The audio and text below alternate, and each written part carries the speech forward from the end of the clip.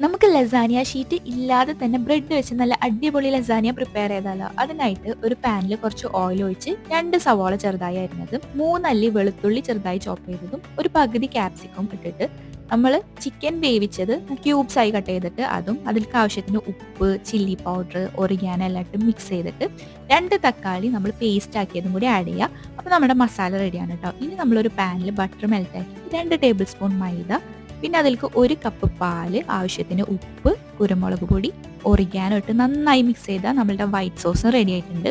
അപ്പോൾ ട്രേയിൽ first layer ആയിട്ട് white സോസും സെക്കൻഡ് ആയിട്ട് നമ്മൾ ബ്രെഡ് സൈഡെല്ലാം കട്ട് ചെയ്തിട്ട് അതിൻ്റെ മുകളിൽ ചിക്കൻ ഫില്ലിങ്ങും പിന്നെ ഫൈനലി മൊസറല്ല ചീസ് ഗ്രേറ്റ് ചെയ്തതും ഇട്ട് കൊടുക്കാം. ഈ സെയിം പ്രോസസ്സ് തന്നെ നമ്മൾ വീണ്ടും റിപ്പീറ്റ് ചെയ്ത് കൊടുക്കാം കേട്ടോ. ഫൈനലി നമ്മൾ ഈ ചീസൊക്കെ ഒന്ന് മെൽറ്റ് ആക്കി എടുക്കണം ഓവനിൽ വെച്ചിട്ട്.